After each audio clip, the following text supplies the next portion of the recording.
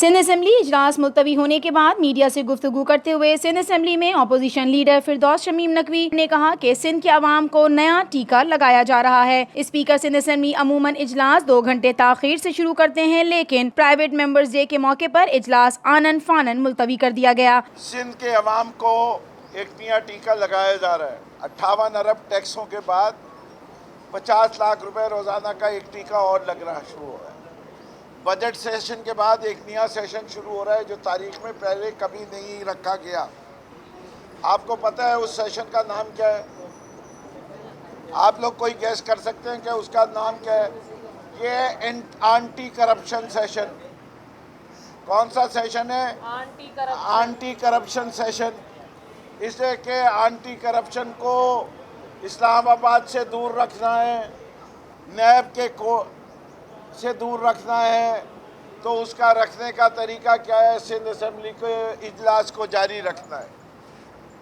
ये बड़ा सादा सा एक फार्मूला है जो जरदारी साहब यानी पापा साहब ने और अपने पप्पू से कहा, पप्पू ने चप्पू से कहा, चप्पू ने कहा कोई मसला ही नहीं। उन्होंने कहा कि सिंध के अवाम को बताना चाहते हैं कि ऑपोजिशन मसाइल की निशानदही कर रही है। ऑपोजिशन अरकान सिंध के हर मसले पर आवाज उठा रहे हैं। टिड्डी दिल के लिए वफाकी हुकूमत को लिख कर दिया जाए। सिंध हुकूमत के साथ ताउन को तैयार है। जहाँ तक फेडरल गवर्नमेंट का ताल्लुक है, फेडरल गवर्नमेंट ने मुझे बताया कि अभी तक 50 करोड़ के करीब की लागत का स्प्रे वो कर चुके। ये स्प्रे डेजर्ट के इलाकों में होता है, ज़्यादातर शहरी इलाकों में नहीं होता, इसलिए कि वहाँ ये जहरीला होता है। वहाँ दूसरे जानवर जो कि सारे जानवर नापसंदीदा नहीं होते वो और कीड़े वो भी मर जाएंगे।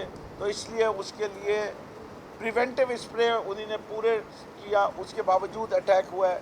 अब जो चीज़ें अगर उनके जहन में हैं जो होनी चाहिए वो सामने लेके आएँ, वो इंशाल्लाह पूरी होंगी। ये एक आफत है और इसके लिए कोई इस पर सियासत नहीं हो सकती। पूरी कौम इस पर मुत्तहिद होकर लड़ेगी।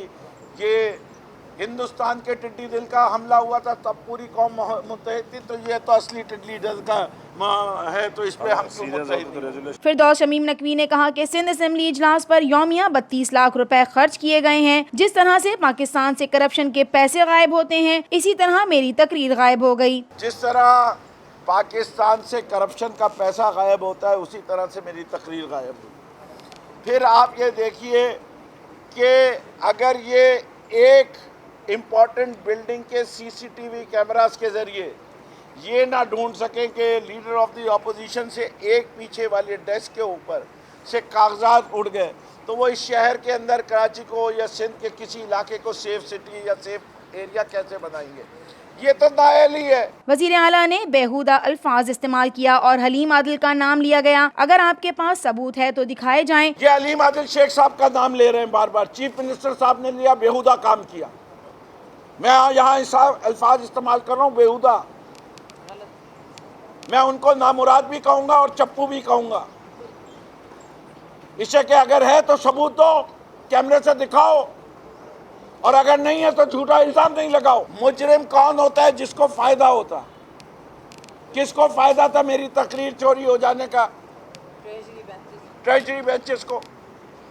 तो या तो वो अपना साबित करें बेगुनाही, और सही मुजरिम को कंट्रोल असेंबली का किसके पास है? स्पीकर साहब। स्पीकर साहब किस पार्टी से ताल्लुक रखते हैं? पीपल्स पार्टी से। निकाले वो, दिखा दे किसने उठाया है। भाई कोई छोटा पलंदा नहीं था, इतना था, इतना मोटा पलंदा था। असेंबली से बाहर गया तो किसी की गोद में गया, किसी के हाथ में गया। देखें एक एक करके 5 हिस्सों में बांट दिया होगा, 15 हिस्सों में लोगों के कागजात छुपे। कागज़ लाते हुए देख लें कि कितने लोग कागज़ अंदर लेके आए थे और कितने लोग कागज़ बाहर लेके गए, पता चल जाएगा। इसे कि ये एक का नहीं काम हुआ, ये मिल के काम हुआ, ये भी मैं बता दूं। इसमें कोई एक आदमी नहीं होगा, इसके अंदर कम से कम 20 से 25 लोग होंगे। मैं गलत कह रहा हूं तो मुझे गलत साबित करें, चैलेंज कर रहा हूं। ये वैसा ही चोरी है जैसे कि मुझसे करप्शन का पैसा चोरी होता है। यहाँ पता नहीं कौन सी अयान अली थी, अयान अली टाइप ही कोई।